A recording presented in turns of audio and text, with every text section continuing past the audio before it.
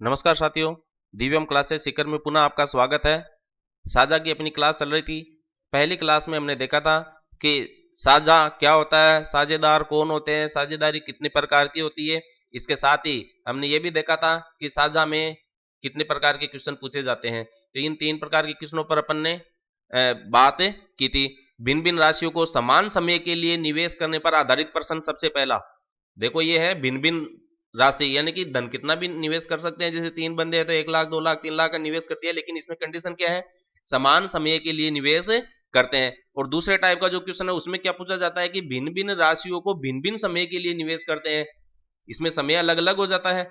और फिर तीसरा जो टाइप का क्वेश्चन है वो क्या है? कुछ समय पश्चात कुछ धन निकालने या कुछ और धन निवेश करने पर आधारित प्रश्न होते हैं। तो आज की क्लास में हम सबसे पहले पहला टाइप लेंगे। देखिए, भिन्न-भिन्न राशियों को समान समय के लिए निवेश करने पर आधारित प्रश्न। इसमें क्या होता है? इस प्रकार के अंतर्गत पूछे जाने वाले प्रश्न 2 या 2 से अधिक साझेदारों की भिन्न-भिन्न राशियों को समान समय के लिए निवेश करने पर आधारित होते हैं। देखो, यदि साझेदारों द्वारा भिन्न-भिन्न पूंजियां समान समय के लिए लगाई जाए, तो देखो बार-बार रिपीट हो रहा है, समान समय के लिए लगाई जाए, तो साझेदारों के लाभों का जो अनुपात है वह उनके द्वारा लगाई गई पूंजियों के अनुपात के बराबर होता है। हमें क्या होता है कि अगर पूंजी निवेश कर रहे हैं किसी व्यापार के अंदर तो हमें लाभ का हिस्सा बांटना होता है। अब धन तो अलग-अलग है लेकिन समान समय है, तो लाभ का अनुपात कैसे ज्ञात करेंगे? तो उनके द्वारा जो धन लगाया जाता है उसी को अपन अनुपात के रूप में लिखते हैं और फिर उनके हिस्सों को ज्ञात करते हैं, लाभ के हिस्सों को ज्ञात करते हैं। जैसे यदि साझेदारों द्वारा निवेश की गई राशियां क्रमशः P1, P2, P3 है। P का मतलब पैसेंजर नहीं है, P का मतलब है पार्टनर 1, पार्टनर 2, पार्टनर 3।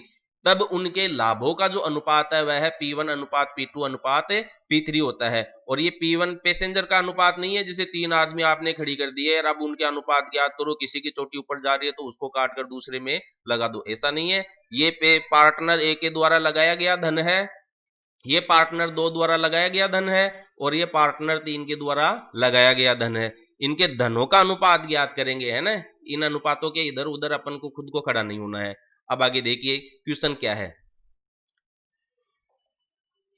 एक व्यापार शुरू करने के लिए ए बी सी ने क्रमशः 45,000 रुपये, 90,000 रुपये, 90,000 रुपये निवेश किए। तीन है साझेदार ए बी और सी ने, इन्हें 45,000, 90,000, 90,000 रुपये का निवेश किया। अब देखो आगे क्या है। 2 वर्षों के बाद इन्हें 1,64,000 का लाभ हुआ, तो कुल लाभ में सी का हिस्सा कितना है? इसने देखो ए और बी का नहीं पूछा है, तो उसने पहले से आपके अभ्यास के लिए छोड़ दिया है। तो ये ए और बी का हिस्सा तो आपको खुद को ज्ञात करना है और सी का हिस्सा मैं आपको ज्ञात करके बता देता हूं। अब देखो, आप कहोगे कि अभी तो हम ऊपर पढ़ रहे थे कि समान समय के लिए अलग अलग धन लगाया जाता है, तो यहां तो इस क्वेश्चन में कहीं पर भी समान समय नहीं आया।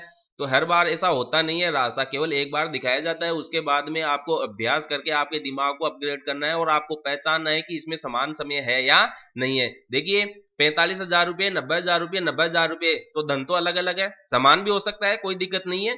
धन तीनों का समान भी हो सकता है, लेकिन कंडीशन जो पहला टाइप है उसमें समय समान होता है। कैसे है? देखो, तीनों ने 45,000 रुपये, दूसरे ने 90,000 रुपये, तीसरे ने 90,000 रुपये का निवेश किया, लेकिन समय क्या है? 2 वर्ष। तो 2 वर्ष क्या है? तीनों के लिए है, किसी एक के लिए थोड़ी दिया गया है। इसलिए बताओ ये समान समय हुआ या नहीं? हो गया है। अच्छी बात है, खुश हो गया आप तो इस प्रकार से हमें क्वेश्चन की प्रकृति को समझ कर, है ना, उसके अंदर कौन से टाइप के क्वेश्चन को बताया गया है, वो क्या दे रहा है क्या नहीं दे रहा है, इन बातों को ही पकड़ना है। सवाल हल करना कोई मुश्किल नहीं है, जोड़ बाकी गुणा भाग है, कुछ भी नहीं है। केवल क्वेश्चन में क्या दिया गया है, क्या पूछ रहा है, इन बातों को अगर आपने पकड़ना सीख लिया क्वेश्चन के अंदर, तो गणित बहुत आसान है आपके लिए। और आपको पढ़ना आता है, इसका मतलब मैं समझ सकता हूं कि आप लोग जो है इन बातों को भी पकड़ सकते हैं। अब देखिए आगे हम क्या करते हैं। समान समय जब दिया हुआ रहता है तो हम लाभ का जो अनुपात ज्ञात करते हैं वह उनके धनों को अनुपात में लिखकर ज्ञात करते हैं। तो इस ए बी सी का धन कितना है? 45,000, 90,000, 90,000। तो इसको थोड़ा सा सरल अनुपात में बदल लेते हैं, तो 3 बिंदी से तो 3 बिंदी कट गई, यानी कि उभयनिष्ठ गुणनखंडों को हम इसमें से हटा देते हैं। अब इसमें देखो 9 का भाग चला जाएगा, तो इसमें 10 बार गया, 10 बार गया, 5 बार गया, 5 का भी जा रहा है, तो 1 2 2। तो ये जो इनका धन है व्यापार में जो लगाया गया है वह 1:2:5 2 के रूप में लगाया गया है। ये ए का अनुपात है, ये बी का अनुपात है और ये सी का अनुपात है। अब हमें क्या करना है, सी का हिस्सा ज्ञात करना है। तो सी का हिस्सा ज्ञात करने के लिए अपन क्या करेंगे, सी का अनुपात बटा अनुपातों का योग गुणा कुल लाभ से इसको हल करेंगे। ये अनुपात और समानुपात में हमने सूत्र देखा था, बहुत जाना पहचाना चीर परिचित है आप लोगों के लिए। अनुपात बटा अनुपातों का योग गुणा कुल धन कुल राशि, जी हाँ, कुल के रूप में अपन ने एम को लिया था अनुपात और समानुपात की क्लास में। तो देखिए सी का हिस्सा कितना हो जाएगा, सी का अनुपात तो कितना है 2 और कुल अनुपात कितना हो गया 5। देखिए सी का अनुपात है 2 और इन तीनों को जोड़ दीजिए, 2 2 4 1 5 और कुल लाभ कितना है 1,64,000। ये 1,64,000 आपका। तो अब इसको हल करते हैं तो अपने को 65,600 रुपये सी के हिस्से के रूप में प्राप्त होते हैं। अब इसी तरीके से आप बी का हिस्सा भी ज्ञात करो और सी का हिस्सा भी ज्ञात कीजिए। अब मैं एक दूसरे क्वेश्चन पर चलता हूं, इसी पर आधारित है लेकिन थोड़ा सा अलग टाइप का है, रास्ता उसने बदल दिया है।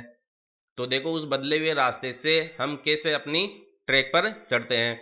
उदाहरण 2 है, ए बी सी ने 8,400 रुपये, 15,600 रुपये, 13,200 रुपये का निवेश किया और एक व्यापार प्रारंभ किया। सभी ने देखो अब इसमें समान समय के लिए निवेश किया। इसमें तो एक लाइन लिख दी इसलिए आपके लिए बहुत आसान हो गया काम, है ना। तो क्वेश्चन जो बनाता है ना उसने भी आपके दिमाग की परिस्थिति के अनुसार क्वेश्चन बनाया है, वो हर जगह आपकी परीक्षा नहीं लेता है। अब आपके लिए देखो कितना आसान काम कर दिया, समान समय दे दिया, लेकिन आगे देखो क्या होता है, वो कहाँ उलझ जाता है आपको। यदि वार्षिक लाभ में ए का हिस्सा 1,960 रुपये हो तो बी और सी के वार्षिक लाभों के हिस्सों में क्या अंतर होगा। ये लो उलझने वाली बात हो गई ना। पहले तो वो कुल लाभ दे रहा था इसलिए हम डायरेक्ट अनुपात बटा अनुपातों को योग गुणा कुल लाभ से गुणा करके किसी के भी हिस्से को ज्ञात कर लेते थे। लेकिन अब देखो क्या है, एक का हिस्सा दे रखा है, कुल लाभ दे ही नहीं रखा है, तो हम कैसे बी और सी के हिस्सों को ज्ञात करेंगे। तो हमें क्या चाहिए, हम कैसे कुल लाभ ज्ञात करेंगे। क्वेश्चन ये आया ना अपने दिमाग में, जैसे मैं कह रहा हूं एक का हिस्सा दे रखा है तो बी और सी के हिस्से को ज्ञात करने के लिए तो अपने को कुल लाभ चाहिए तीनों का। तो हमें कुल लाभ चाहिए तो कुल लाभ ज्ञात करना पड़ेगा एक के हिस्से की सहायता से। देखो कैसे ज्ञात करेंगे, लाइन से चलते हैं। पहले तो अनुपात ज्ञात करेंगे इनके द्वारा लगाए गए धन का, जो कि लाभों का अनुपात के बराबर होगा। तो 8,400 अनुपात 15,600 अनुपात 13,200, इसको जब सरल करते हैं अपन अभाज्य गुणनखंड से या जो भी उभयनिष्ठ गुणनखंड है उनको भाग लगाकर, तो लास्ट में अनुपात प्राप्त होता है 7 अनुपात 13 अनुपात 11। तो ये तो तीनों का अनुपात प्राप्त हो गया, ए का बी का और सी का। अब देखो एक का हिस्सा दे रखा अपने को, तो हम सूत्र क्या लिखते हैं, अगर किसी का हिस्सा ज्ञात करना होता है तो एक का हिस्सा बराबर एक का अनुपात बटा अनुपातों का योग गुणा कुल लाभ लिखते हैं। ये सूत्र तो आप जानते ही हैं, इसमें कोई दिक्कत नहीं है। अब देखो यहीं से पकड़ लो बात को, कुल लाभ ज्ञात करना है तो कुल लाभ ये दे रखा आपको, बाकी ये हमें यहां नहीं चाहिए तो इनको आप इधर वज्र गुणा कर दीजिए। तो कुल लाभ क्या हो गया, अनुपातों का योग बटा अनुपात एक का अनुपात, ठीक है, एक का अनुपात गुणा एक का हिस्सा, इधर ये इधर वज्र गुणा हो जाएंगे तो कुल लाभ प्राप्त हो गया। अब बाकी तो आपको दे ही रखा है तो एक के हिस्से से देख लो हमने कुल लाभ प्राप्त कर लिया है। तो आगे चलो, तो अनुपातों का योग कितना है 13 7 20 30 31 हो गया, और एक का हिस्सा है तो एक का ही अनुपात लिखेंगे, तो ये बटा में 7 गुणा 1960 रुपये ये एक का हिस्सा। इसको हल करते हैं अपन 7 का डिवाइड करके इसको मल्टीप्लाई करके, तो 8,680 रुपये अपने को कुल लाभ प्राप्त हो जाता है, कुल लाभ प्राप्त हो जाता है। अब जब कुल लाभ प्राप्त हो गया तो आपके लिए बी और सी का हिस्सा ज्ञात करना तो बहुत आसान हो गया। बी का हिस्सा क्या है, बी का अनुपात बटा अनुपातों का योग गुणा कुल लाभ। बी का अनुपात आपको कितना दे रखा है, देखिए 13, ये 13 दे रखा है, योग 31 है, 8,680 से मल्टीप्लाई करेंगे तो 3,440 रुपये बी का हिस्सा मिल गया। इसी तरीके से अपन सी का हिस्सा ज्ञात कर लेते हैं। तो सी का हिस्सा के लिए क्या करेंगे, सी का अनुपात लिखेंगे, अनुपातों का योग गुणा कुल लाभ।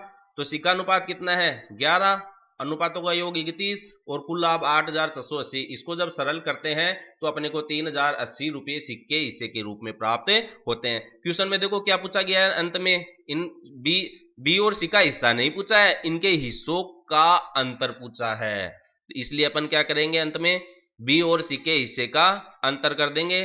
तो 3,640 तो बी का हिस्सा है, 3,080 रुपये सी का हिस्सा है, इसको माइनस करेंगे तो 560 रुपये अपने को आंसर के रूप में प्राप्त होते हैं। तो क्वेश्चन क्या है, बहुत सरल है, थोड़ा सा सोचना पड़ता है अलग तरीके से, क्या दिया गया है क्या पूछा गया है कैसे ज्ञात करेंगे, बस यही गणित है। बाकी जोड़ बाकी गुणा भाग आप 8वीं की क्लास से पहले सीख चुके हैं। धन्यवाद।